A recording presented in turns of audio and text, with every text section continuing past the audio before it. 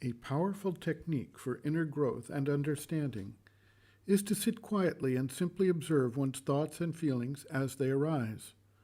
Then, trace back any of them to where and how it arose. What triggered it? Where did it come from? Initially, it is difficult to successfully carry out this practice as the next thought comes along and we tend to jump to that one. However, with time and patience, one can begin to isolate any specific thought or feeling and track it backwards. Invariably, one finds that something from outside triggered it, even if it seems to arise from inside oneself. Some incident, some observation, some suggestion raises a response, a vibration within oneself that takes that specific form. We tend to think of ourselves as separate and isolated from everyone and everything else. That is the essence of the ego perspective. In reality, however, the ego perspective is simply a device for creating a multiple of standpoints and nexus connections to carry out the intention of the manifesting consciousness. The sense of separation is essentially an illusion. The process of the mind enhances this through the use of a power of analysis, the fragmentation into separate parts, the unity of experience, so that it can act upon specific details. This power of fragmentation is a powerful device, but it must be seen purely as a device and not a definition of the unified field that is the reality of our existence. The mother writes, quote, "When the Buddha wanted to make his disciples understand these things, he used to tell them, every time you send out a vibration, a desire, for example, the desire for some particular thing, your desire starts circulating from one person to another, from one to another across the universe, and will go right round and come back to you.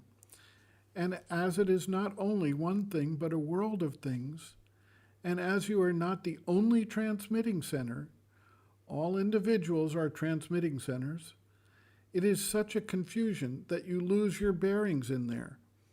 But these vibrations move about in a single, absolutely identical field. It is only the complication and interception of the vibrations which give you the impression of something independent or separate. But there's nothing separate or independent. There is only one substance, one force, one consciousness, one will, which moves in countless ways of being. And it is so complicated that one is no longer aware of it.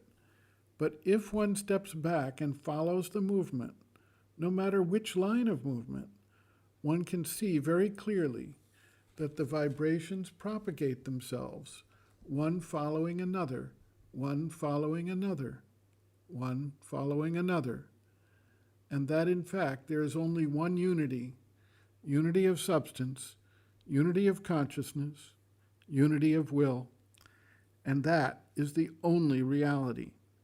Outwardly there is a kind of illusion, the illusion of separation, and the illusion of difference.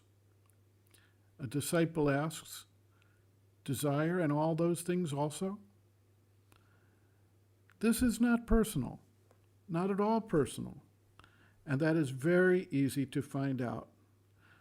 Of all things, this is the easiest to discern because 90 times out of 100 it comes to you from someone else, or from a certain circumstance or a set of circumstances, or from a vibration coming from another person or several other people. It is very easy to discern. It is the first thing one can discern. It is a vibration which suddenly awakens something similar in you. You know, something makes an impact on you, and this impact brings up a response, as when you play a note. Well, this vibration of desire comes and strikes you in a certain way, and you respond. End quote. Reference, Sri Aurobindo and the Mother, The Hidden Forces of Life, Chapter 8, Life, Mass of Vibrations, pages 181 to 182.